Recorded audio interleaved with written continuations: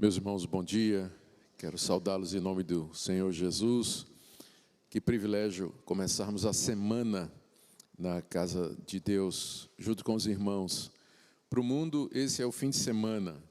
Sábado e domingo é o fim de semana. Mas para os cristãos, o domingo é o primeiro dia da semana. A semana está começando hoje, não é? Tanto é que amanhã é a segunda-feira. A primeira é hoje.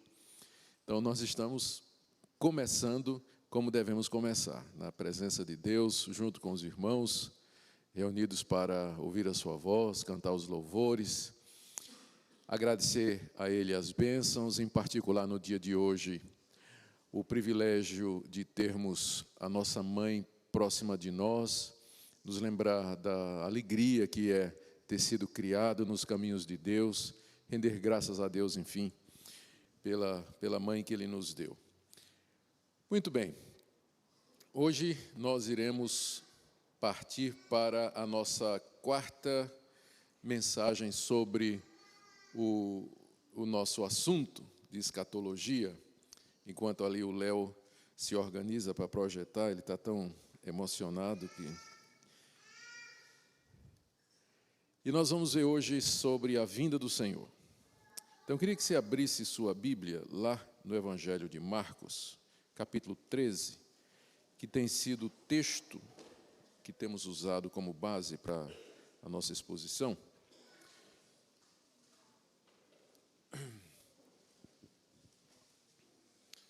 E vamos ler do verso 24 ao verso 27. Marcos, capítulo 13, de 24 a 27. São palavras do Senhor Jesus aos seus discípulos, ali no Monte das Oliveiras, naquele que ficou conhecido como o sermão profético, ou o sermão escatológico de Jesus. Interessante que em inglês o título que se dá é o Sermão das Oliveiras. Eles não falam escatológico, né? Quem colocou fomos nós. É o Sermão das Oliveiras, ou do Monte das Oliveiras. Muito bem, está aí o texto projetado, se quiser acompanhar na tela. Está dizendo assim, palavras do Senhor Jesus.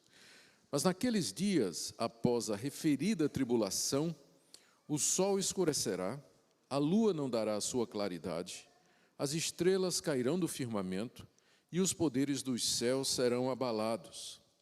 Então verão o Filho do Homem vir nas nuvens com grande poder e glória. E ele enviará os anjos e reunirá os seus escolhidos dos quatro ventos da extremidade da terra até a extremidade do céu. Nesses 4 versículos, o Senhor Jesus expõe aquele que é o acontecimento mais esperado pelos cristãos daqui para frente, que é o seu retorno em glória a esse mundo. Evento esperado, evento que tem encorajado e animado todas as gerações, o evento que marcará o final da história desse mundo, como nós o conhecemos, e introduzirá o estado eterno, o novo céu e a nova terra, onde habita a justiça, a vindicação final do cristianismo, a derrota dos inimigos de Deus, a confirmação da nossa salvação, a ressurreição dos mortos, enfim, toda a nossa esperança futura se concentra nesse único evento, aquele dia em que o Senhor Jesus voltará dos céus à terra para o encontro do seu povo e julgamento do mundo. Ele descreve nesses 4 versículos esse evento extraordinário, mais importante de toda a história. E outra vez eu lembro a vocês em que circunstâncias ele disse isso. Ele estava no Monte das Oliveiras, perseguido pelos líderes religiosos, rejeitado pelo seu povo, prestes a ser traído por um dos seus discípulos, sabia que um deles haveria de negá-lo 3 vezes, 10 haveriam de fugir, seus discípulos eram pessoas de menor importância, alguns eram simples pescadores, outro cobrador de impostos, outros a gente nem sabe de que profissão de fato eles eram, e de repente lá Jesus diz, um dia vocês verão quando eu voltar nas nuvens, e o mundo inteiro vai ser reunido diante de mim e eu vou julgar a humanidade toda. Então, diante disso, nós só temos uma escolha. Ou esse homem era louco, megalomaníaco, arrogante, ou ele disse a verdade, ou ele estava falando de coisas verdadeiras da parte de Deus. Como todas as outras coisas que ele falou até agora se cumpriram, e literalmente, e de forma inesperada, e ninguém poderia imaginar que tudo que ele falou realmente se cumpriu exatamente como ele disse, então as chances são de que essa palavra também que ele falou vai se cumprir. Se ele acertou tudo até agora, por que erraria nessa? Então as chances são de que vai acontecer exatinho como ele está dizendo, sem tirar nem pôr. E porque nós cremos de fato que ele é o Filho de Deus, que ele era Deus Filho encarnado entre nós, nosso Salvador e Senhor, é que nós recebemos esse anúncio da sua vinda como sendo verdadeiro e aquilo que orienta e organiza a nossa vinda aqui nesse mundo. Então, nós vamos tentar entender um pouco mais o que o Senhor Jesus quis nos dizer aqui e o que é que a sua vinda representa, o que é que ela significa, embora não tenha acontecido ainda, mas qual a influência da perspectiva da sua vinda na igreja nos dias de hoje. Na próxima tela, nós temos aí o esboço do sermão de Jesus, lá no Monte das Oliveiras, apenas para que nós nos situemos. Ele começou respondendo a uma pergunta dos discípulos sobre quando aconteceria a destruição do templo, o final do mundo e a vinda dele, versos de 1 a 4.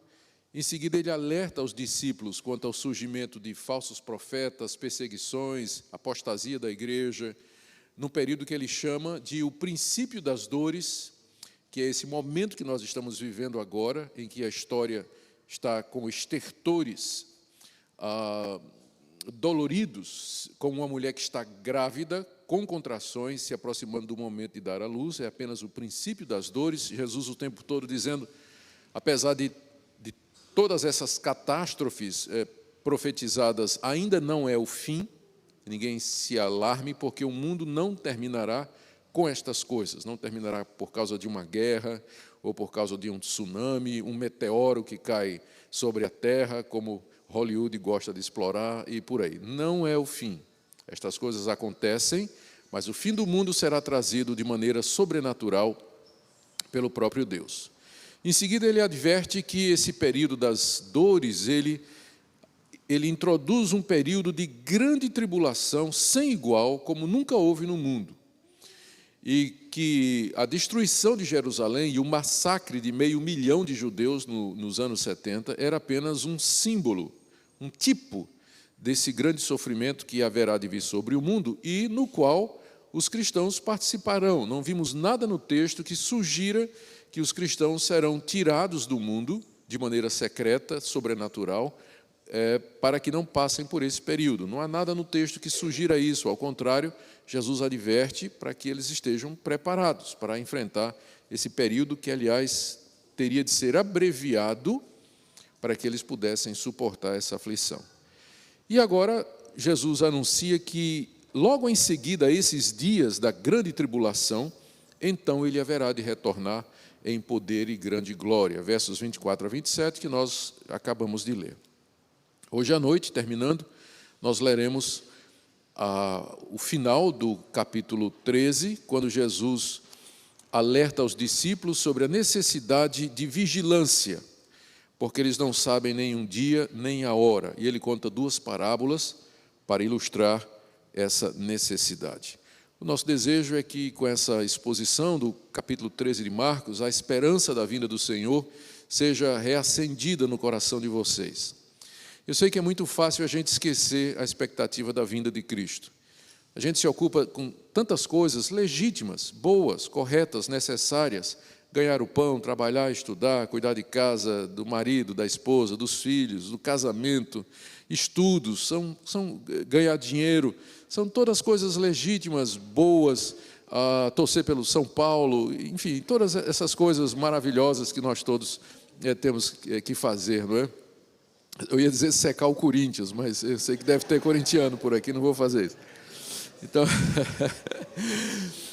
a gente, a gente, a gente começa a se envolver com estas coisas que são boas, que são legítimas, e nós tiramos os olhos da fé e da alma da expectativa da vinda de Jesus. E no fim a gente está vivendo como se isso aqui fosse o nosso lar, como se a razão da nossa existência fosse estas coisas, e nos tornamos, nos termos bíblicos, mundanos. Mundano aqui não no sentido de imorais ou iníquos ou ímpios, mas pessoas que têm simplesmente uma mentalidade voltada para esse mundo e não para o mundo vindouro. Então, o tempo todo nós deveríamos estar pensando no mundo vindouro, na vinda do Senhor Jesus, nas realidades que isso representa, enquanto nós normalmente cuidamos das nossas coisas, sem perder a expectativa da vinda do Senhor. Então, se, de alguma maneira, nós conseguirmos contribuir para que a expectativa da vinda do Senhor seja reacesa no seu coração, que lhe dê esperança no meio do sofrimento, da dor, da perplexidade, então, com isso, nós já teremos considerado a nossa tarefa cumprida. Porque esse é o objetivo dessa passagem, Marcos capítulo 13. Muito bem. Próximo slide é a introdução. Alguns comentários aqui que eu já antecipei. O que nós temos então nesses versículos é uma das mais extraordinárias promessas da Bíblia. A Bíblia tem muitas promessas, mas essa de todas é a maior e mais importante, e que ainda não se cumpriu. Lembremos que grande parte das promessas feitas na Bíblia já tiveram o seu cumprimento. Eu lembro aquelas que foram feitas antes de Cristo, 600 anos, 700 anos antes de Cristo, 400 anos antes dele, quando Deus prometeu, através dos profetas, que ele mandaria da descendência de Davi, da descendência de Abraão, alguém que haveria de levar os nossos pecados, alguém que humildemente entraria em Jerusalém, montado no jumentinho, que nasceria em Belém, que viria de descendência humilde, que seria rejeitado do seu povo, que seria traspassado, que seria sepultado entre ladrões e malfeitores, ressuscitaria ao terceiro dia. Tudo isso foi profetizado e estas promessas se cumpriram. Também foi prometido o Espírito Santo derramado sobre o povo de Deus, aconteceu no dia de Pentecostes. Foi prometido que os gentios entrariam no povo de Deus, composto naquela época apenas dos judeus, também isso foi cumprido. Centenas de promessas já foram cumpridas e estão se cumprindo ao redor do mundo. Mas essa é a principal, e é essa que nós aguardamos, que Deus, da mesma maneira que fielmente cumpriu sua palavra, nas promessas que estão na Bíblia, também cumpra essa. Essa é a profecia que Cristo fez há 2000 anos atrás, de que retornaria a esse mundo com poder e glória, para reunir o seu povo e ficar com ele para todos sempre. As outras grandes religiões também têm expectativas da vinda de um líder. Entre os budistas há uma expectativa da chegada de um grande mestre. Os muçulmanos também falam de um imã, ou um sacerdote muçulmano de Alá, que um dia haverá de se levantar. Os judeus ainda estão esperando o Messias, e os cristãos esperam Jesus Cristo. Mas quando a gente compara essas religiões com o cristianismo, a gente percebe uma diferença. É que escatologia está no coração do cristianismo. Escatologia, nós já dissemos, é o estudo das últimas coisas.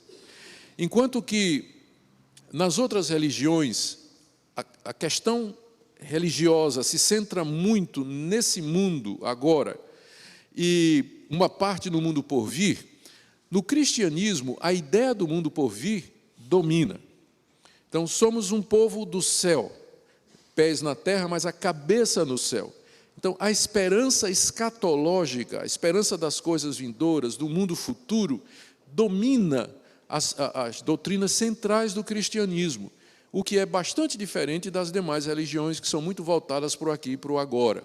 Além do mais, nós temos toda uma tradição de promessas cumpridas. Podemos apontar para a história de promessas que foram feitas e cumpridas meticulosamente, e essa tradição de profetismo você não encontra nas demais religiões. No caso dos judeus, eles têm uma tradição de profetismo, mas para eles não aconteceu, porque o Messias para eles não voltou. Para nós sim, já. Então, se você for olhar comparativamente e estatisticamente, as chances de que o cristianismo esteja mais certo é maior, por causa da tradição, da história e de fatos já acontecidos. Então, por isso nós continuamos cristãos, não é, firmes, apesar do avanço aí do islamismo e de outras religiões, mas o cristianismo continua sendo a maior religião do mundo. Estamos aguardando então o cumprimento dessa promessa maravilhosa. Vamos ver então a primeira questão relacionada com a vinda de Jesus, que é: quando é que ela vai acontecer? Há 2000 anos ele prometeu isso aí. 2000 anos se passaram, 2 milênios, 20 séculos, e nós continuamos esperando. Alguns acham que essa profecia já se cumpriu.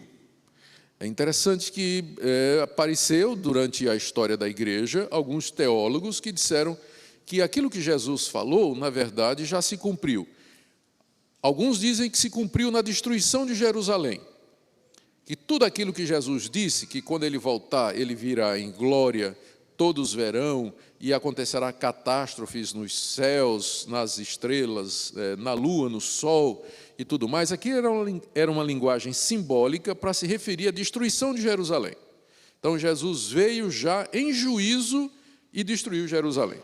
Então, alguém, né, levantou essa hipótese que foi rechaçada, não é? Ela não tem aceitação, a não ser entre alguns teólogos liberais que não acreditam na vinda de Cristo.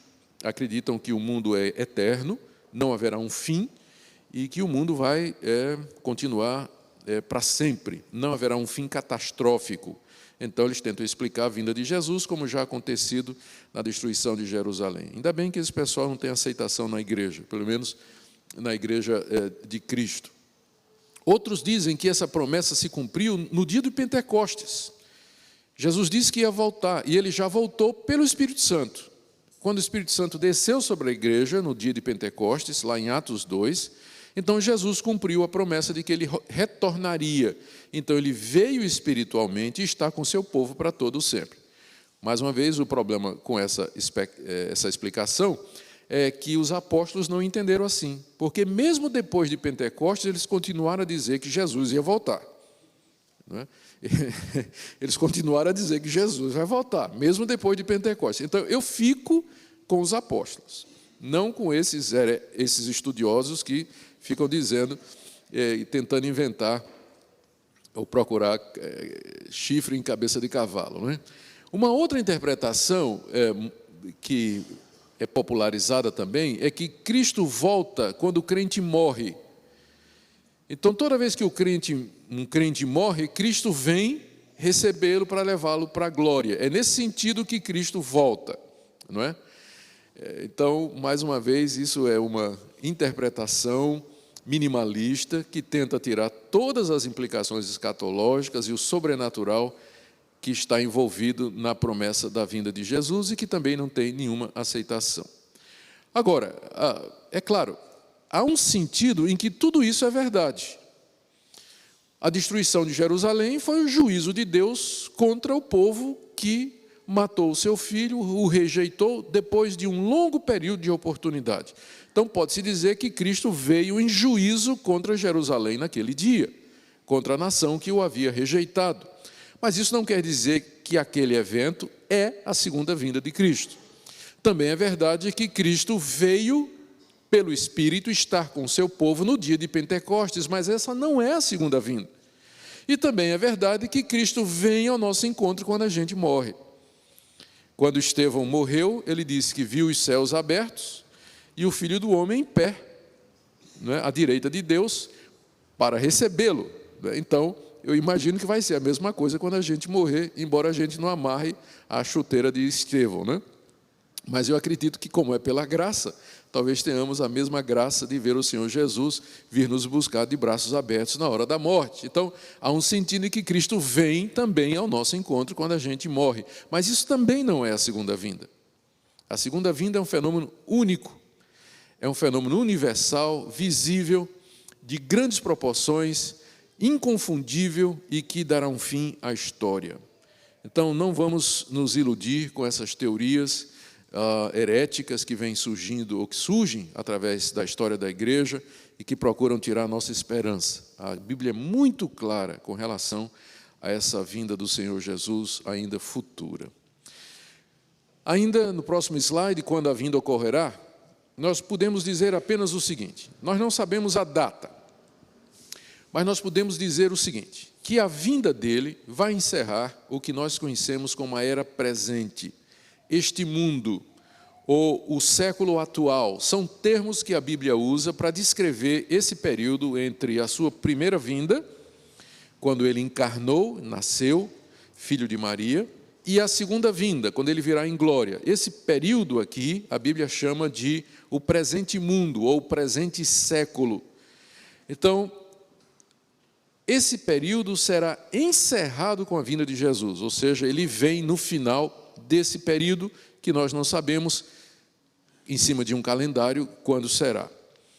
Sabemos que a vinda dele trará o final da história desse mundo. O mundo vai acabar, o mundo não é eterno, como querem, por exemplo, os evolucionistas, ou os materialistas ou naturalistas, que como não acreditam que há Deus, e também não acreditam que Deus criou o mundo do nada, e que o mundo veio a existir a partir de um determinado momento no tempo, então eles são obrigados a admitir que o mundo se criou a si mesmo e que a matéria é eterna.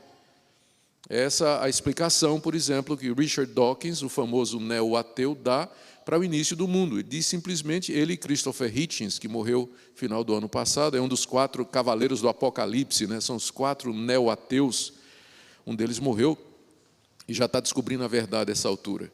Então, ele dizia que o mundo se gerou. Né? Vê que coisa, né? O mundo simplesmente se gerou. Então, como é que uma coisa que não existe pode gerar outra? Né? É uma incapacidade lógica tremenda, mas é isso que eles são obrigados a dizer, já que não acreditam que no início do mundo houve uma intervenção pontual de um Deus, de uma força externa. Naquilo que eles chamam de ponto de singularidade. Então, eles têm que admitir que a matéria é eterna. E se a matéria é eterna para trás, ela é eterna também para frente. Ou seja, o mundo nunca vai acabar. Sempre existirá. Então, não há catastrofismo na visão evolucionista. O catastrofismo é a ideia de que, tanto no início quanto no final da história, catástrofes sobrenaturais marcarão o começo e o fim do mundo. Então, para eles não há catastrofismo, apenas uma visão linear de que sempre existiu e sempre existirá. Para nós, não. Para nós, no princípio, criou Deus os céus e a terra.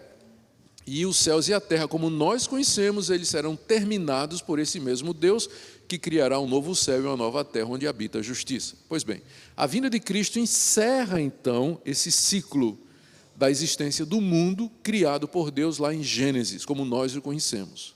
Ele marca, então, o final dessa etapa da história que o próprio Deus criou, trazendo o novo céu e a nova terra, como nós já mencionamos.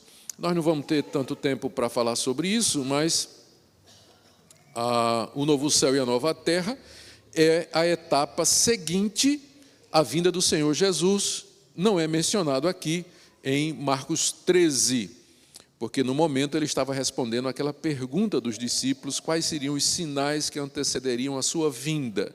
Então ele não está dando uma visão programática completa das últimas coisas, mas respondendo aquelas perguntas que foram feitas pelos discípulos. Todavia, você vai encontrar em Pedro, você vai encontrar em Paulo e também em Hebreus, a descrição, especialmente no livro de Apocalipse, a descrição mais exata do que é que vai acontecer depois da vinda do Senhor Jesus.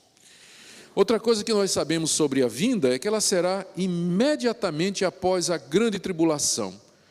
Como nós lemos aí, verso 24. Mas naqueles dias, após a referida tribulação, o sol escurecerá, a lua não dará sua claridade, então verão o Filho do Homem vir nas nuvens com grande poder e glória.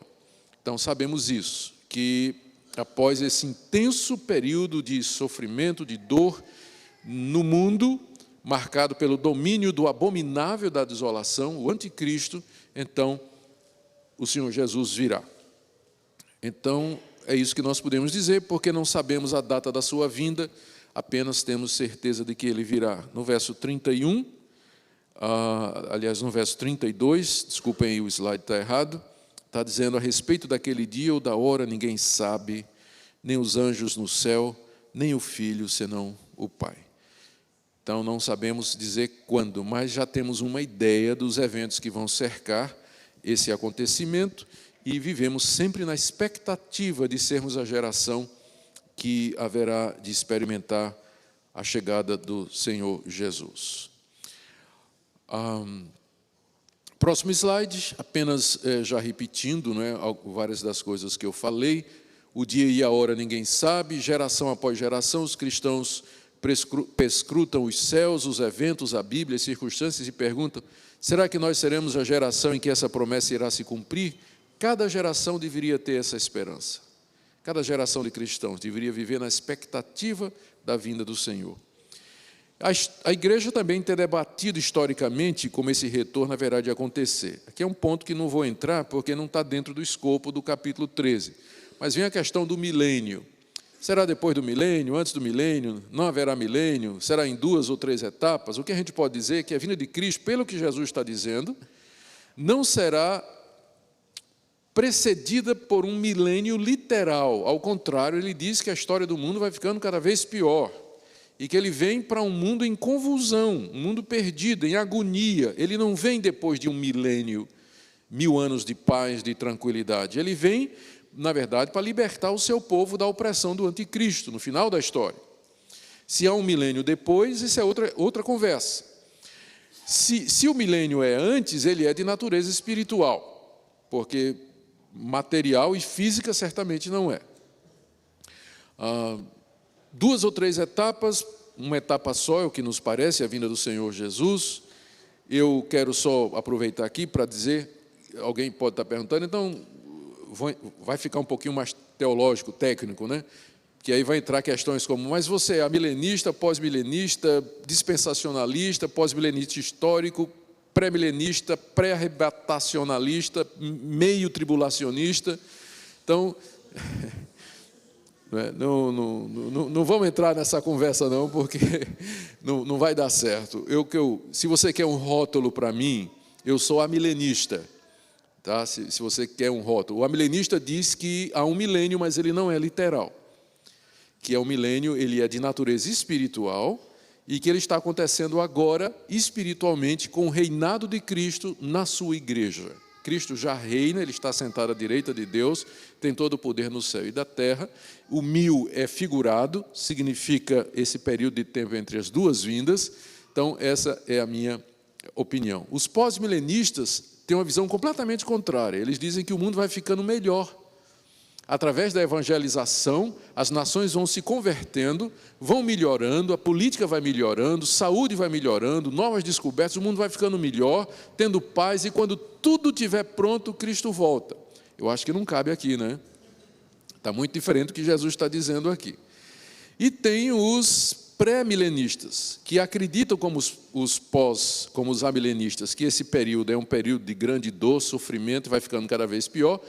Cristo vem para começar um milênio literal, um reino de 1000 anos literais aqui sobre a terra, com Jerusalém sendo a capital do mundo, Cristo reinando literalmente sentado num trono em Israel, e assim por diante, gente nascendo, gente morrendo e coisa dessa natureza. Eu tenho, se for assim, amém, né? O que eu quero é estar lá.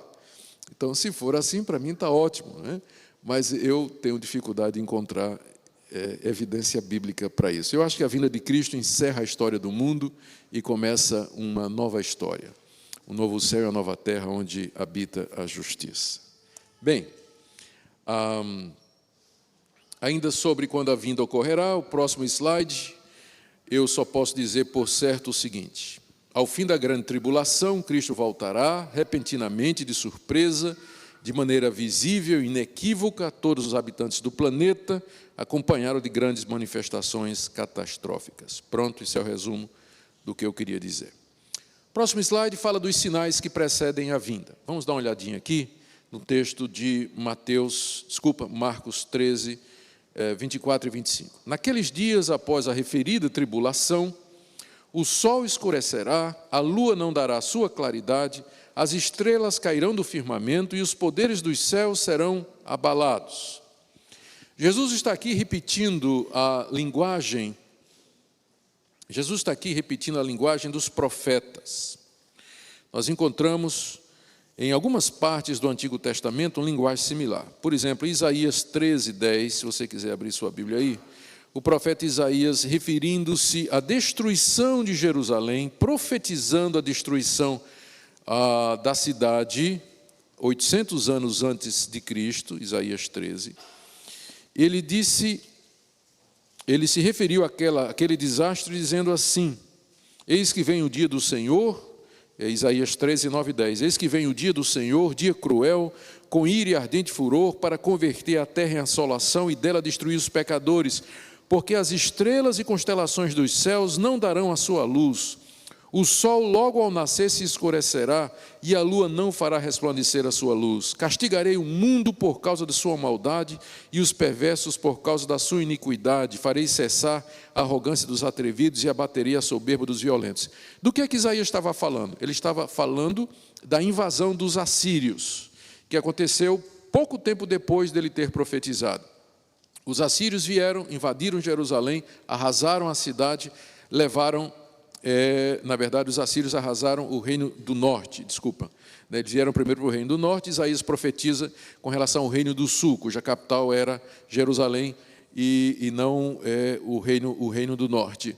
Mas os assírios e os babilônicos vieram, respectivamente, tomaram o reino do norte e o reino do sul, e isso é descrito nessa linguagem apocalíptica dos astros se contorcendo, perdendo a claridade, as estrelas caindo do céu, a lua sumindo. Então, essa linguagem é chamada de linguagem apocalíptica e que descreve eventos de consequências drásticas aqui na terra. É claro que quando os assírios invadiram Israel, o sol não parou de brilhar, nem a lua escureceu, nem as estrelas caíram do firmamento. Mas é a linguagem do profeta para descrever o transtorno que aquilo representava. E, além disso, lembra da questão da profecia de duplo cumprimento. Isaías estava projetando o dia da vinda do Senhor, quando o Senhor Jesus voltasse para não julgar Jerusalém, mas o mundo. Aí então ele associa a vinda do Senhor em julgamento a esses fenômenos que ele descreve aqui, de natureza cósmica. Outro exemplo que você encontra é no livro do profeta Ezequiel 32, verso 7. A mesma linguagem escatológica, aliás, apocalíptica, Ezequiel 32.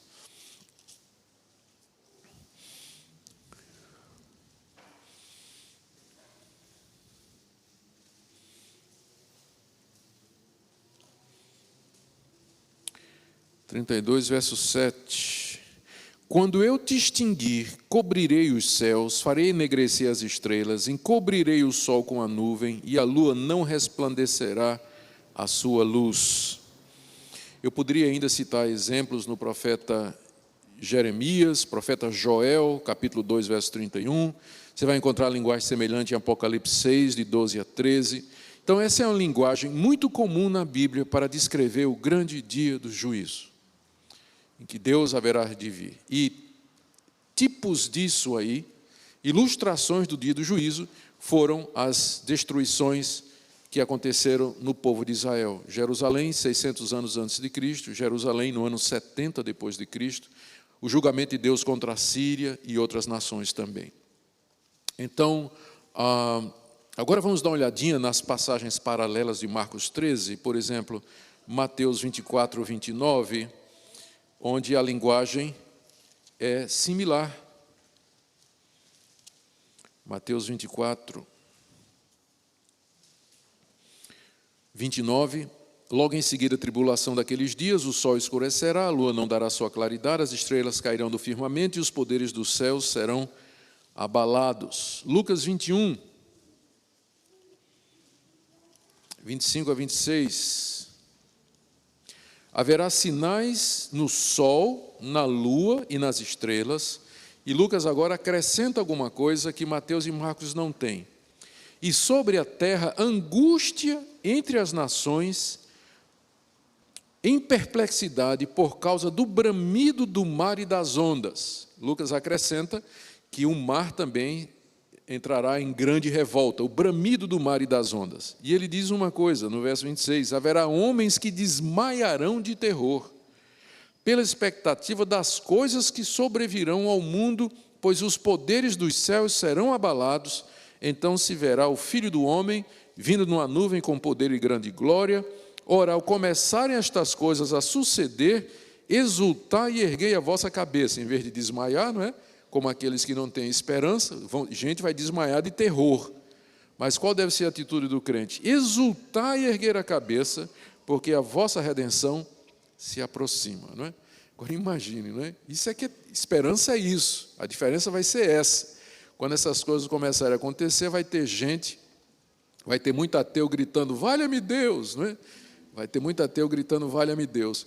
E o crente vai simplesmente se alegrar sabendo que a palavra do Senhor está cumprindo e que a sua redenção está próxima. Não é que ele se alegra com a desgraça e a destruição dos outros, mas com a expectativa de encontrar o seu Salvador e o seu Senhor. Então aqui Jesus está usando uma linguagem apocalíptica, uma linguagem dos profetas, mas o que ele está descrevendo, eu entendo, aqui é que vem a pergunta, né? O que Jesus está descrevendo aqui é alguma coisa que vai acontecer literalmente? O sol vai escurecer mesmo? A lua vai dar a sua claridade, parar de dar? Ou como Marcos diz aqui, em 13:25, as estrelas cairão do firmamento? Eu acho que sim. E aí vem a pergunta, mas como é que estrela pode cair do firmamento? Se uma estrela dessa cair no céu, a gente sabe que as estrelas são milhões de vezes maior do que o sol, né? Então, como é que vai cair no céu? Vai cair do céu na terra? Bom, Jesus não está dizendo que elas vão cair no sol, não é? A linguagem da Bíblia é sempre a linguagem do espectador. E isso, às vezes, é usado pelos ateus e incrédulos como argumento para dizer que a Bíblia está cheia de erro. Quando a Bíblia, por exemplo, diz que o sol se levanta numa extremidade do céu, percorre toda a sua extensão e se põe no outro lado, ele diz, olha, a Bíblia, a visão bíblica é de o geocentrismo, que a Terra está parada e que o Sol gira em torno da Terra.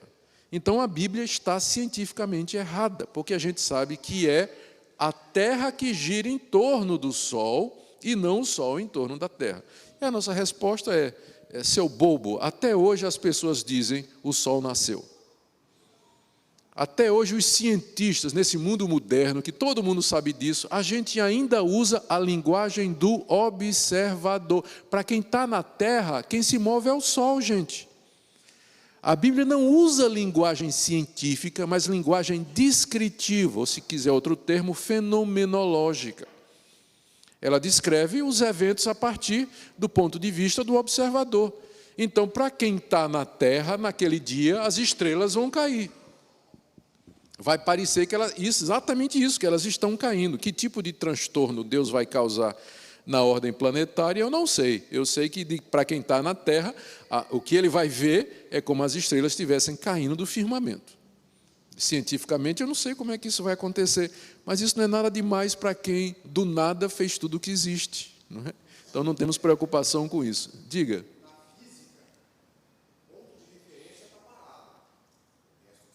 Exatamente. Pois é isso aí. Tudo depende do ponto de vista do observador. Muito obrigado. Muito bem.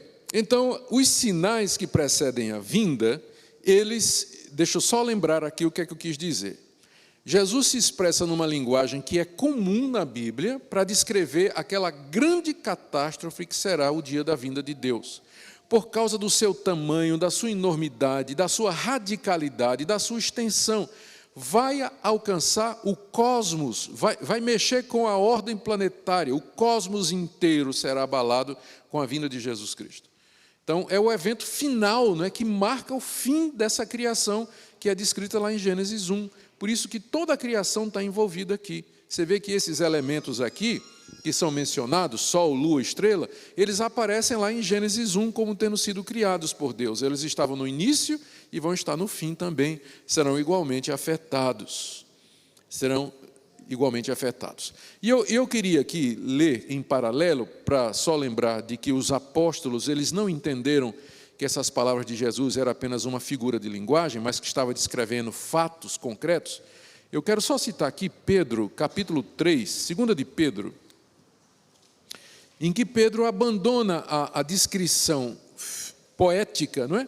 Por assim dizer, apocalíptica, e ele descreve a vinda do Senhor, dizendo, 2 de Pedro 3,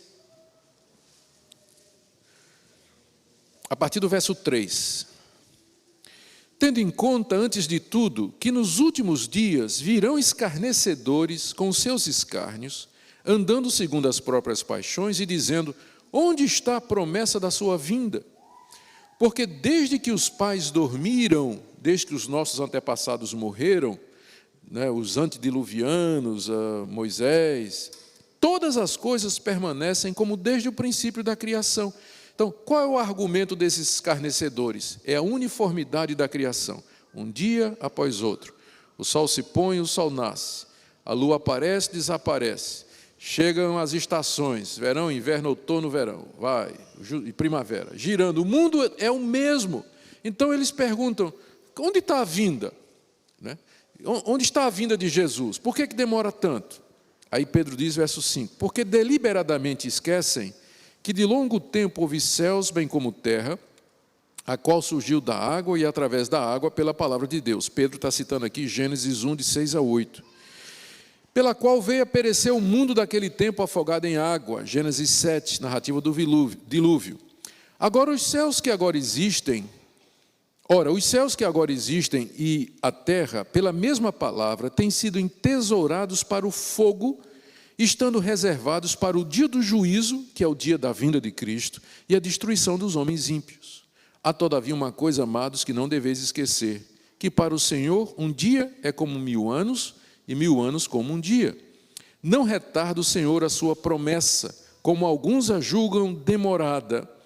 Pelo contrário, Ele é longânimo para convosco, não querendo que nenhum pereça, senão que todos cheguem ao arrependimento. Pedro está justificando a demora da vinda de Cristo, a aparente demora, pela longanimidade de Deus, querendo que o número da sua igreja, do seu povo, seja o maior possível. Verso 10, entretanto, virá como ladrão o dia do Senhor, no qual os céus passam. Agora veja só, Pedro agora está interpretando aquela linguagem de Jesus, não é? Os céus passarão com estrepitoso estrondo, e os elementos se desfarão abrasados. Isso Jesus não disse, Pedro está interpretando e desenvolvendo o pensamento de Jesus. Também a terra e as obras que nela existem serão atingidas.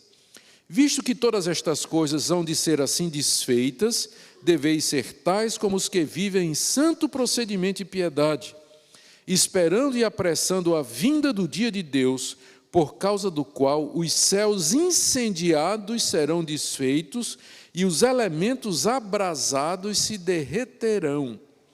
Nós, porém, segundo a sua promessa, esperamos novos céus e nova terra, nos quais habita a justiça. Pedro, quando se refere à vinda do Senhor, ele diz que, por ocasião da vinda, os elementos se desfarão abrasados. Então, aquilo que Jesus descreve como conturbação no sol, na lua, nas estrelas, e o mar e tudo mais, é o prenúncio de uma ação de Deus no mundo, derretendo o mundo, né? O termo que está aqui é esse mesmo, ele vai derreter o mundo como um ourives que pega uma obra de ouro, de prata, que não serve mais, ele passa no fogo, derrete, e aí dá uma nova forma. Então, os teólogos se dividem aqui, na interpretação das palavras de Pedro, em duas direções. Uns dizem que Deus, na vinda de Cristo, vai destruir o mundo, destruir mesmo, pelo fogo, né? Vai desfazer tudo, abrasado, vai derreter tudo, vai extinguir tudo. E aí, do nada, ele vai criar um novo universo, como ele fez lá em Gênesis 1. Não é? Do nada ele criou todas as coisas, então ele vai fazer tudo de novo. A segunda interpretação é que Deus não vai fazer esse novo universo do nada, mas ele vai usar o universo antigo, depurado e refinado pelo fogo. E desse antigo universo, a Terra restaurada, o cosmos restaurado, então é que surgirá o novo universo, onde os ressuscitados para a vida eterna haverão de morar com ele para todo sempre. O novo céu e a nova terra, onde habita a justiça, um mundo de paz. E aí vem a especulação, né? E a imaginação dos cristãos. Será que a gente vai comer, beber, andar de motocicleta, jogar futebol, tem churrasco no céu e por aí vai? Essas coisas todas. Eu não sei, não é? Mas vai ser muito bom, com certeza. Então, é isso que a vinda representa. Esses sinais estarão no céu e eles vão anunciar a chegada de Cristo, o fim do mundo e o início da nova humanidade, do novo céu e da nova terra, onde habita a justiça. Portanto, aqui no próximo slide, os sinais que precedem a vinda, trata-se de uma descrição literal, descreve o colapso do universo como nós o conhecemos, dando início à transformação e à criação do novo céu e da nova terra, onde habita a justiça. E o alvo desses sinais é preparar o clima para a vinda do aguardado de todas as nações, e eu cito aqui 2 efeitos que Lucas menciona. 1, terror nos ímpios, eu já mencionei isso, e 2, exultação nos santos. Vai provocar efeitos diferentes na humanidade. Nessa hora a humanidade vai se dividir só em 2, os que vão ter medo e os que vão sentir alegria. Vai acabar toda a diferença de religião, de cor, de raça, de posição social e de educação. A humanidade vai se dividir só em 2, quem vai sentir medo e quem vai sentir alegria, quando Jesus voltar. Bem, detalhes agora, voltando para Marcos 13. Vamos já caminhar aqui para a descrição final, não vou me demorar muito mais, e aqui tem muito material repetido, mas eu quero só aprofundar. Bom, o seu retorno será visível a todos. Jesus diz no verso 26, então, Marcos 13, 26, então verão o Filho do Homem. Quem verá? Essa resposta é encontrada em outras partes da Bíblia, como, por exemplo, em Apocalipse, capítulo 1, onde diz que o verão todos os habitantes da terra, inclusive aqueles que o traspassaram.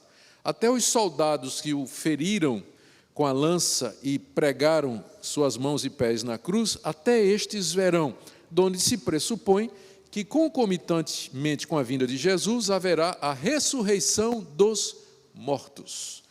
Quando ele vem em glória, o mundo se desfazendo, imagina a cena, né? O mundo se desfazendo, ele voltando e os mortos saindo da sepultura, os que são de Deus e os que não são.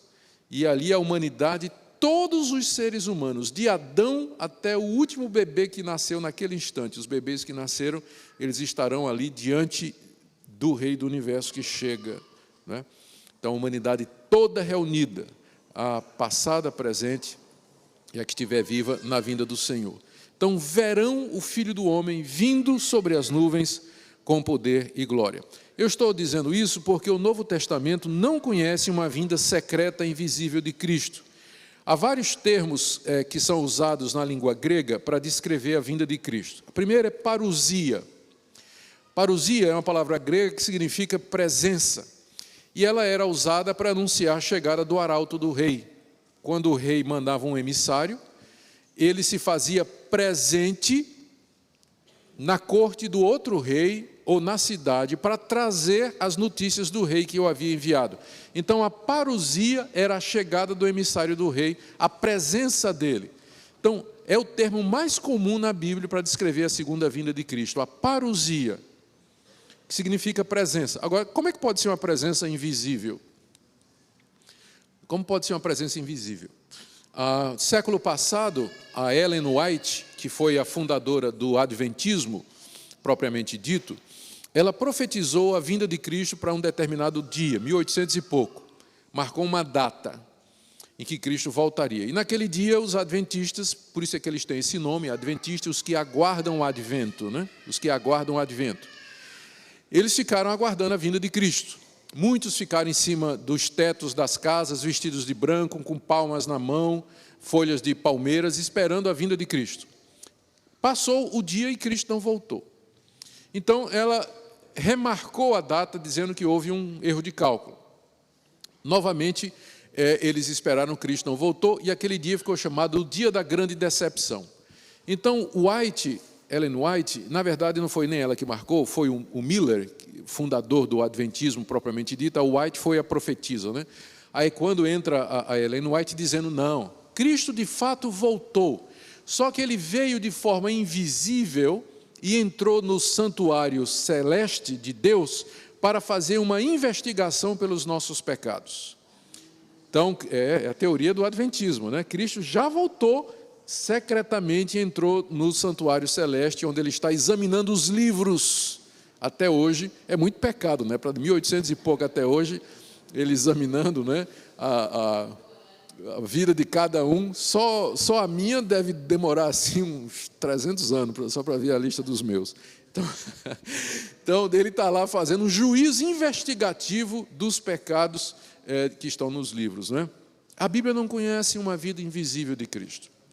Eu sei que dispensacionalistas gostam de falar que Cristo virá invisivelmente antes da grande tribulação para o encontro secreto com a sua igreja nos ares. Só que também nós não encontramos evidência disso na Bíblia, para isso na Bíblia. A vinda de Cristo é universal, é visível, é pública, todo olho verá, como ele diz aqui. Ele diz que ele vem numa nuvem, voltando ao texto. Verso 26, então verão o Filho do Homem vir nas nuvens. O que é que significa isso? Isso aqui, na verdade, é uma referência a Daniel, capítulo 7, verso 13. Se você quiser voltar um pouquinho a sua Bíblia, Ezequiel, Daniel. Gente, eu estou terminando, porque eu sei que todo mundo quer almoçar com mamãe, tá? Então, não vou demorar muito. Daniel 7. Daniel tem uma visão dos 4 reinos, 4 animais terríveis, que representavam 4 reinos que haveriam de dominar o mundo.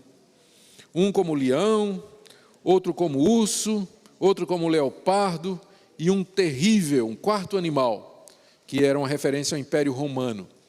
E aí diz que aquele reino foi destruído por uma pedra que foi cortada,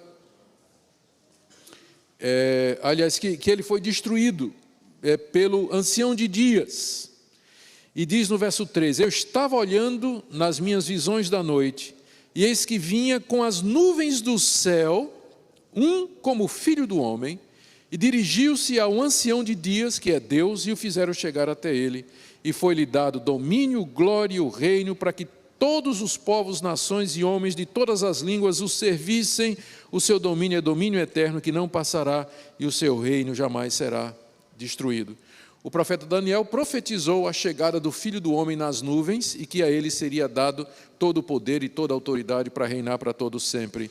Então, Cristo está dizendo, eu sou o Filho do Homem, profetizado por Daniel. Eu voltarei numa nuvem, eu sou aquele esperado de todas as nações. Ele acrescenta que virá com grande poder e glória, em contraste com a sua primeira vinda, em que ele veio humilde. Não é que ele não tinha poder, ele tinha poder. Mas o poder aqui é o poder para salvar o povo dele, dos seus inimigos, destruir o anticristo, o abominável da desolação, refazer o mundo e dar início a novo céu e a nova terra. Ele virá em grande poder e glória. Ele vem, próximo slide, ele vem para livrar o seu povo do pecado e das consequências do pecado, e da pior delas, que a morte. Será a ressurreição dentre os mortos aqui. Marcos não fala, Jesus não fala aqui, mas há em outras partes. Na vinda dele, e eu já mencionei, haverá então a ressurreição dos mortos. Paulo, especialmente, na primeira carta aos Tessalonicenses, capítulo 4, ele explora isso aí, ele fala isso aí com muita, dá os detalhes, inclusive é quando ele diz que quem estiver vivo será transformado para se encontrar com o Senhor naquele momento. E é assim que Cristo dá a vitória ao seu povo, livrando-nos do poder da morte, ressuscitando os crentes que já morreram.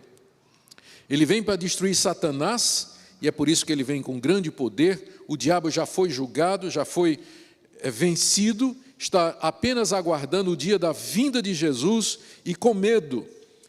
Uma certa ocasião, Jesus chegou para aquele demoniado gadareno e mandou sair, e aí os demônios disseram: Senhor, que temos nós contigo? Vieste para nos atormentar antes do tempo. Lembra desse episódio? Os demônios sabem que está chegando o tempo em que eles serão atormentados, e eles sabem que é Jesus que vai fazer isso. Aí eles perguntaram a Jesus: já chegou? O Senhor veio para nos atormentar? Jesus diz: ainda não, só saia do porco, ou só saia do gadareno e vá para o porco, né? E eles foram. Mas eles sabem que quando o Senhor voltar, representará o tormento de Satanás e dos seus anjos.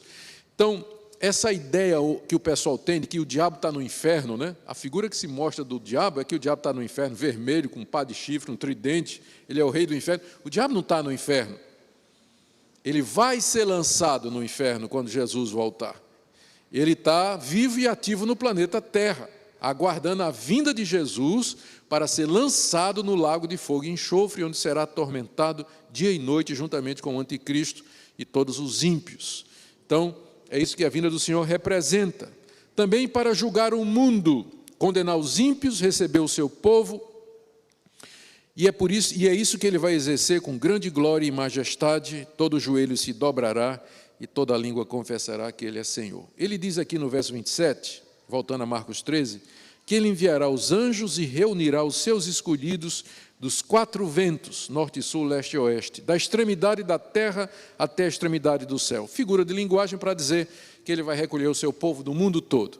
Onde tiver discípulo seu, crente verdadeiro, então os anjos trarão para essa grande reunião com o Senhor Jesus. Esse encontro com Cristo que nós ansiamos, e essa é a razão da nossa alegria e da nossa expectativa. Nós não nos alegramos com a destruição dos ímpios. A gente só deve pensar no inferno com lágrimas nos olhos.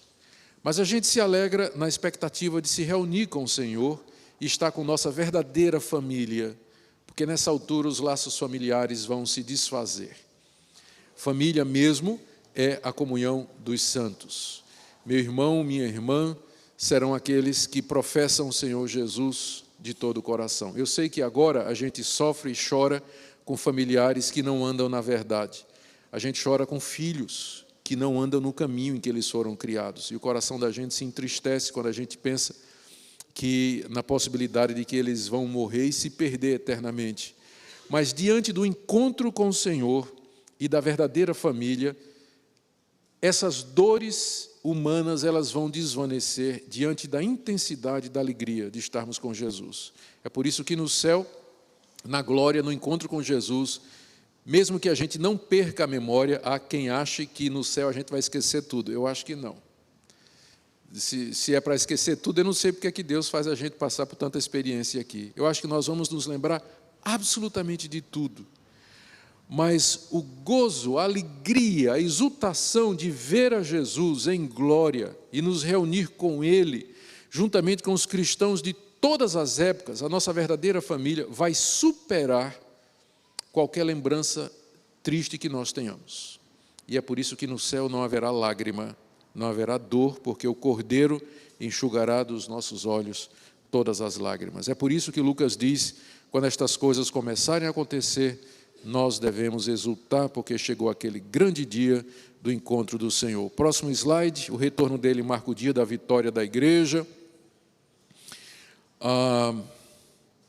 Marca também, o próximo slide, a consumação das promessas do Antigo Testamento. Finalmente haverá aquela separação de quem é e quem não é. Jesus uma vez comparou a igreja e o mundo a uma colheita, aliás, a uma plantação onde tem o joio e o trigo. O joio é uma planta daninha muito parecida com o trigo. Se você vai arrancar o joio e não conhece direito, você corre o risco de arrancar o trigo também. Por isso que Jesus disse que, em certas ocasiões, pode deixar crescer junto, Porque no dia da ceifa, da colheita, virão os anjos e farão a separação do joio e do trigo. Então é na vinda de Cristo que finalmente nós teremos a separação verdadeira entre o povo de Deus e quem não é povo de Deus. E naquele dia teremos surpresas. Algumas boas. Fulano era crente mesmo, ele não dava nada por aquele cidadão, né? Mas ele é crente. Ou então, cadê o pastor? Foi mal, pastor.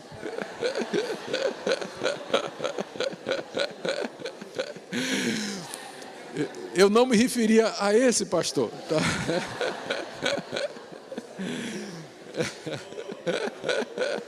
É outros.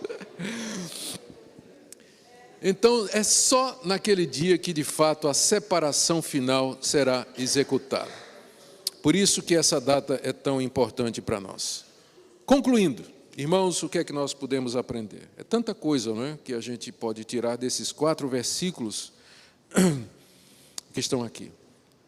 A primeira delas é isso, não esqueçamos isso, que a vinda do Senhor é o evento mais importante a se realizar no calendário de Deus. Eu sei que você tem um calendário, que você fica colocando aí datas especiais que você está aguardando, o dia do seu casamento, né? Marcou o casamento, todo dia você olha e fica contando os dias, né? E as horas, quanto tempo falta para a sua formatura, para uma viagem que você vai fazer para a Europa. A gente fica sempre na expectativa de eventos futuros. Se você não consegue pensar na vinda do Senhor Jesus com a mesma expectativa, então alguma coisa está errada conosco, porque este é o evento mais importante no calendário. Eu sei que você não pode colocá-lo no seu calendário, mas você sabe que ele vai acontecer. E isso deve gerar em nós uma expectativa constante, uma santa excitação de expectativa da vinda do Senhor Jesus. A importância desse evento, é o que nós aprendemos também, se deve ao que ele representa. Vindicação da igreja. A igreja finalmente será vingada dos seus inimigos. O mundo vai ser julgado, aquela justiça que você sente falta. Nós sofremos quando a injustiça é feita, a gente vê corruptos, ladrões, assassinos fazendo o que fazem e escapando livres. Naquele dia eles vão ter o que merecem. Naquele dia eles vão ter o que merecem.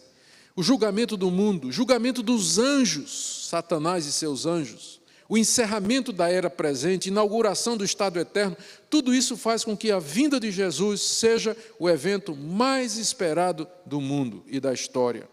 E deveria estar no nosso calendário como prioridade, orando e nos preparando para a vinda dele.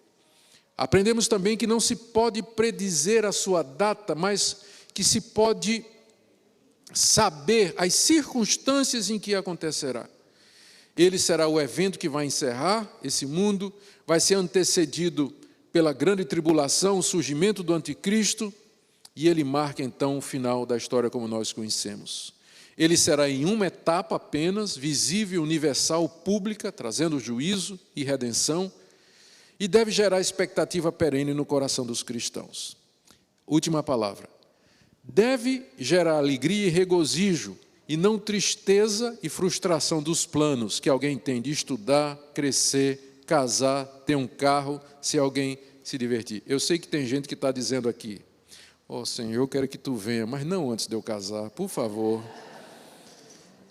Tenho certeza, Senhor, eu quero comprar aquele carro, né? Não vem hoje não, né? Dá uma adiadazinha só para eu me formar, né? Ter o diploma e tudo. É natural que a gente pense assim, mas eu lhe garanto, pela descrição que a Bíblia dá, a vinda do Senhor Jesus superará todos os seus sonhos, todos os seus desejos, todas as suas expectativas. Eles não são nada comparados com a glória, a alegria, o regozijo, a intensidade da vinda de Jesus e o encontro com Ele. Então, não fique preocupado, né, em ter os seus planos frustrados. Na verdade, eles se realizarão de uma maneira além da sua imaginação. Amém? Maranata, vem Senhor Jesus. Ó Deus, obrigado pela Tua palavra, pela promessa da vinda, grava no nosso coração, Senhor, de que todo dia, a todo momento, nós vivamos essa expectativa santa da vinda do Senhor e do nosso encontro com Ele. Ajuda-nos a estar preparados. Ajuda-nos, ó Senhor, a falar dessa vinda para outras pessoas. Ajuda-nos a ver a urgência do momento que nós vivemos, para que nós nos empenhemos fervorosamente na evangelização, na educação dos nossos filhos, no discipulado, na preparação do maior número possível de pessoas para aquele grande momento. Abençoa esta igreja, abençoa o seu pastor, seu conselho, diáconos, todas as lideranças, que essa esperança esteja em seu coração, em nome de Jesus. Amém. Temos tempo para pergunta, pastor? Dá uma oportunidade para 3 ou 4 perguntas, porque eu estou falando sério, né? Eu sei que o pessoal vai querer almoçar com as mães e eu não quero roubar essa alegria de hoje. Então, se tiver alguma pergunta, por favor, eu não sei onde está o microfone. Pronto, o Léo já tem uma pergunta aqui. Léo, faz a pergunta, Léo.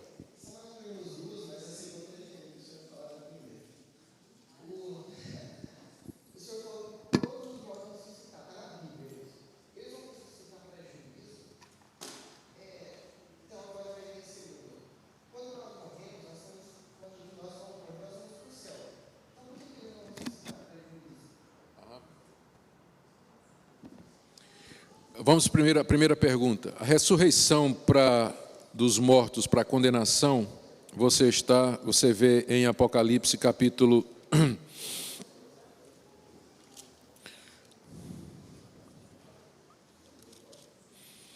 20. Apocalipse 20, de 11 a 15. Você tem que lembrar que a revelação que Deus nos deu de suas coisas, ela é progressiva. Então, Jesus falou muita coisa, mas Ele não falou tudo, né? Então, os apóstolos continuaram a nos trazer a revelação, e aqui o apóstolo João, no livro de Apocalipse, nos narra uma visão que ele teve sobre a vinda de Jesus. Ele diz assim: havia um grande trono branco e aquele que nele se assenta, de cuja presença fugiram a terra e o céu, e não se achou lugar para eles. Aquela mesma linguagem apocalíptica, não é? Do céu, da lua e da estrela. Vi também os mortos, os grandes e os pequenos, postos em pé diante do trono. Cristo vem, se assenta no trono, e os mortos estão diante dele. Então se abriram livros, ainda outro livro, o livro da vida foi aberto, e os mortos foram julgados segundo as suas obras, conforme o que se achava escrito nos livros. Aquilo que nós estamos falando, que quando Cristo vier, o mundo todo será reunido diante dele para o julgamento. Deu o mar os mortos que nele estavam, os que morreram afogados. A morte e o além entregaram os mortos que neles havia. E foram julgados um por um segundo as suas obras. Então, a morte e o inferno foram lançados para dentro do lago de fogo. Esta é a segunda morte, o lago de fogo. E se alguém não foi achado inscrito no livro da vida, esse foi lançado para dentro do lago de fogo. Então, o que João está dizendo aqui é isso aí. Cristo vem, se senta no trono, os mortos ressuscitam, todos. Quem morreu afogado, cremado, não interessa, né? Decapitado, fuzilado, vem, todos os mortos ressuscitam e comparecem diante de Cristo. São julgados, e os que são dele entram no reino eterno, no novo céu e na nova terra, e os que não são lançados aqui, de acordo com o verso 15, para dentro do lago de fogo e enxofre, onde viverão em sofrimento por toda a eternidade. Então, essa é a resposta da primeira pergunta. A sua segunda pergunta foi sobre o estado intermediário, e eu agradeço a sua pergunta, porque ela nos ajuda a lembrar que o foco da nossa esperança não é morrer e ir para o céu. Não, o foco da nossa esperança é a ressurreição. O céu é um estado intermediário. Deus nos criou corpo e alma, ou espírito. Então, quando a gente morre, o corpo fica aqui e a alma ou espírito está na presença de Deus. Então, nós estamos incompletos. Então, quando Cristo vem, aí acontece outra vez a junção do corpo com a alma. E aí somos seres humanos completos outra vez, glorificados, perfeitos, sem defeito nenhum.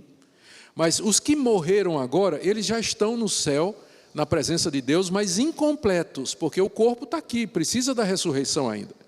Tá? Então a ressurreição é necessária para restaurar a criação de Deus como ela foi feita no início, quando Ele nos fez corpo e alma. Explicado? Muito obrigado. Por favor. Como interpretar o final do Apocalipse a soltura de Satanás e sobre o Armagedon, a grande guerra? Isso. Essas coisas coincidem com a grande tribulação, né? A soltura de Satanás está aqui, ó. No capítulo 20 de Apocalipse. Eu vou dizer como é que nessa minha linha amilenista a gente interpreta esse famoso capítulo 20, que é bastante complicado. É a única passagem da Bíblia que fala do milênio, de 1000 anos, é essa daqui. Tá? Então eu vou dizer como é que eu vou fazer a leitura da minha perspectiva. Então vi descer do céu um anjo, esse anjo é Cristo. João está narrando a história da redenção de novo, começa no capítulo 20. Então vi descer do céu um anjo. Ele tinha na mão a chave do abismo e uma grande corrente. Lembra que foi dito que Jesus teria a chave de Davi, que abre, que fecha, e que fecha e ninguém abre.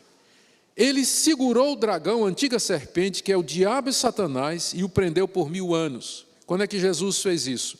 Quando ele morre e ressuscita. Então, ele vence Satanás e o amarra por 1000 anos. 1000 anos aqui é simbólico, representa esse período que nós estamos vivendo agora, da morte e ressurreição de Cristo até a sua segunda vinda.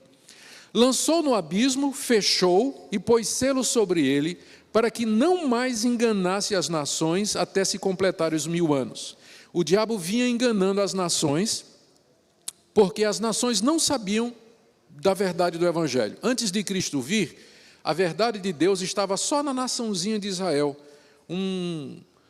uma naçãozinha pequenininha, perdida lá no meio da Palestina, entre pagãos, e o resto do mundo estava em trevas. Satanás enganando as nações. Mas quando Cristo veio, ele deu a ordem: ide por todo o mundo, pregai o Evangelho a toda criatura. Então a luz do Evangelho agora vai a todas as nações e o diabo não pode mais enganá-las. Não pode mais. Ele tá preso nesse sentido, né? Ele está impedido de obstruir a pregação do Evangelho ao mundo todo. Ao fim dos 1000 anos, depois disso, é necessário que ele seja solto pouco tempo. Coincide com a grande tribulação. Quando as nações tiverem ouvido o Evangelho, que foi o que Jesus falou, então o diabo vai ser solto, que coincide com a chegada do anticristo abominável da desolação. E aí então vai começar esse período intenso de perseguição, de agonia, de dor no mundo.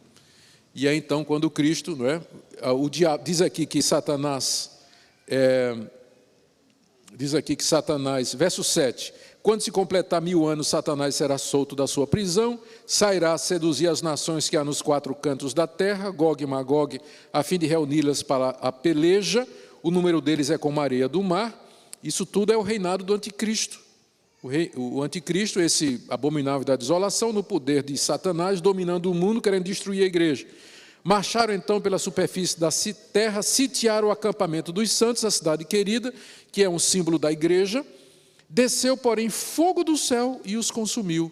O Senhor Jesus então vem e destrói completamente Satanás e os ímpios. E o diabo, o sedutor deles, foi lançado para dentro do lago enxofre, onde já se encontra não só a besta, como também um falso profeta, e serão atormentados dia e noite pelos séculos dos séculos. Então, essa é a interpretação amilenista dessa passagem de Apocalipse 20. O milênio é agora, ele é espiritual, Satanás vai ser solto, assim, vai ser dado a ele uma liberdade maior para enganar as nações, que vão se levantar debaixo do reino do anticristo contra a igreja, e então Cristo vem e destrói completamente, e na sua vinda, e acontece tudo aquilo que a gente falou, novo céu, nova terra, e assim por diante. Essa é a interpretação.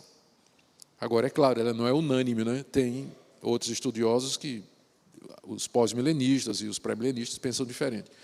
Mas eu ainda acho que o amilenismo é a menos complicada. Tá? Menos complicada. Tem até uma história, se permitem, né? Diz que estava discutindo o amilenista, o pré-milenista, o pós-milenista, o dispensacionalista, como seria a vinda de Cristo. Maior discussão. Briga mesmo. De repente, Jesus chega, os 4 sobem na nuvem para se encontrar com Jesus, e um dizendo para o outro: "Eu não te disse que ia ser assim?" Mais uma pergunta. Alguém já está com o microfone, por favor. A nossa situação atual como igreja do Senhor é se preparar para a grande tribulação, né? E é o abominável da desolação que vem aí. Em 2 Pedro 3:12, ele fala que nós devemos apressar a vinda do dia de Deus. Como seria o nosso papel como igreja do Senhor em apressar a vinda dele? Essa é uma boa pergunta, que tem desafiado aí os intérpretes, né? A resposta que eu acho menos complicada é que a gente apressa o dia da vinda de Deus apressando a evangelização, que é uma das condições que Jesus colocou.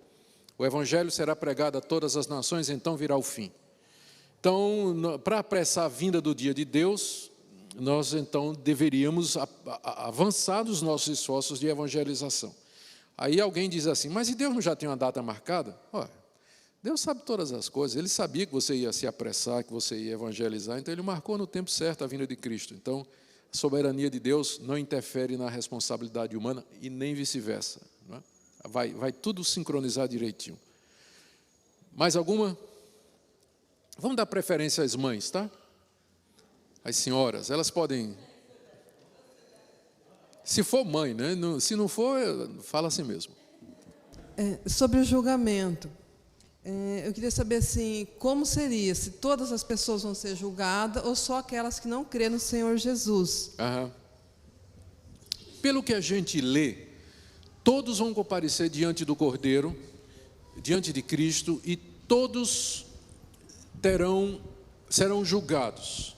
O que eu acredito é que quando o crente verdadeiro ele for julgado, Cristo intercederá por ele, apresentando o seu sacrifício como pagamento pelos seus pecados. A diferença do ímpio é que ele não vai ter um advogado por ele. E então ele mesmo vai ter que pagar pelos seus pecados, significa inferno. Mas nós teremos no dia do juízo quem nos defenda. E ele é um defensor infalível. Nenhum daqueles que Cristo vai defender naquele dia vai se perder. Porque ele vai apresentar o seu sacrifício como pagamento integral pelas nossas faltas. Então, há várias passagens na Bíblia que diz: todos compareceremos perante o tribunal de Cristo. Deixa eu ver se eu me lembro de uma agora, só para não falar por falar. É 1 Coríntios 4.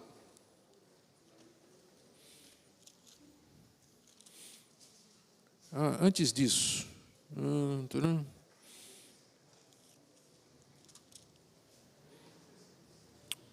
3,16, eu estava querendo... 1 Coríntios, antes disso, Romanos 14, verso 10 em diante. Tu, porém, por que julgas teu irmão? E tu, por que desprezas o teu? Pois todos compareceremos perante o tribunal de Deus. Veja, aqui Paulo está falando para a igreja, não é? Todos compareceremos perante o tribunal de Deus, como está escrito: por minha vida, diz o Senhor, diante de mim se dobrará todo o joelho e toda língua dará louvores a Deus. Assim, pois, cada um de nós dará contas de si mesmo a Deus. E 1 Coríntios 3:16, não é isso? Não, 13. Manifesta se tornará a obra de cada um, pois o dia demonstrará, porque está sendo revelada pelo fogo, e qual seja a obra de cada um, o próprio fogo o provará. Perfeito. Estou pensando também aqui, João 3,18. 1 Coríntios 4, verso 5. Nada julgueis antes do tempo até que venha o Senhor, o qual não somente trará à plena luz as coisas ocultas das trevas, mas também manifestará os desígnios dos corações, e então cada um receberá o seu louvor da parte de Deus.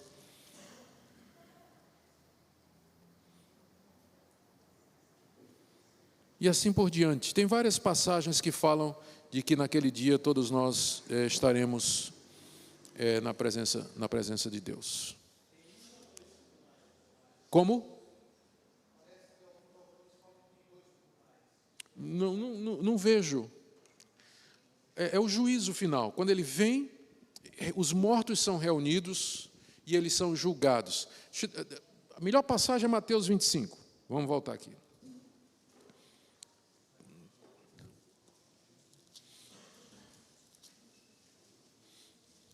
Olha, Mateus 25, 31. Quando vier o Filho do Homem na sua majestade e todos os santos com ele, então se assentará no trono da sua glória. Isso é o próprio Jesus falando. Essa é a parte que não tem em Marcos 13, que é a continuação. Porque Marcos 13 termina só com Jesus dizendo a vinda, né? E Mateus acrescenta essa parte aqui. Todas as nações serão reunidas em sua presença, e ele separará uns dos outros, como o pastor separa dos cabritos as ovelhas. Porá as ovelhas à sua direita, mas os cabritos à esquerda, e dirá aos que estiverem à direita: vinde benditos de meu Pai.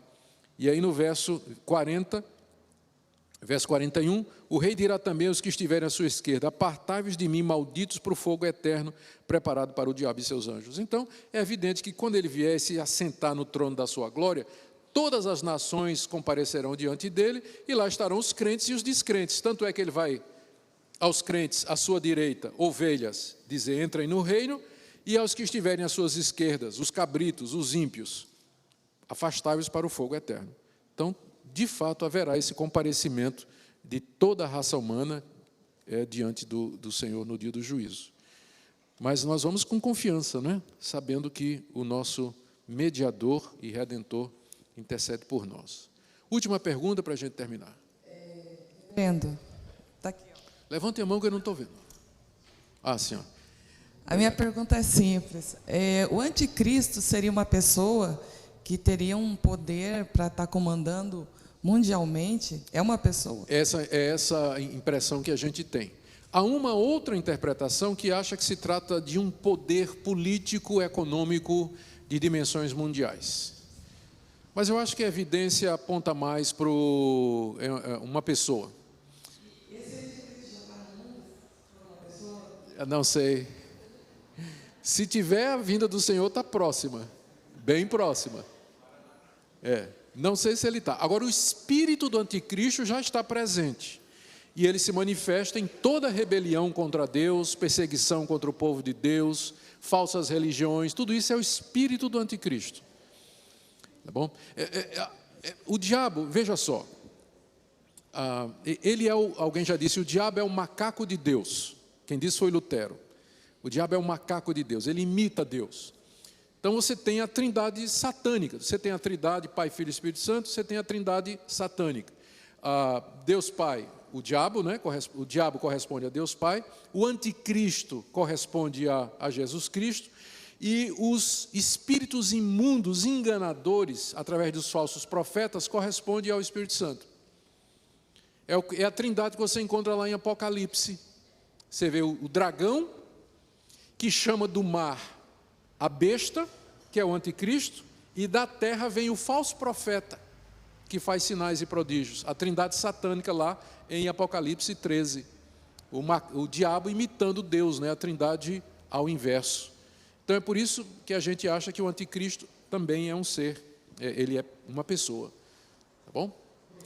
Gente, muito obrigado pela paciência de vocês. Hoje à noite, se Deus permitir, nós estaremos encerrando com as parábolas acerca da vinda do Senhor Jesus, como devemos aguardá-lo. Pastor, aquilo foi brincadeira, eu sei que o senhor vai estar comigo lá, viu? Não fica com raiva de mim, não. O cabra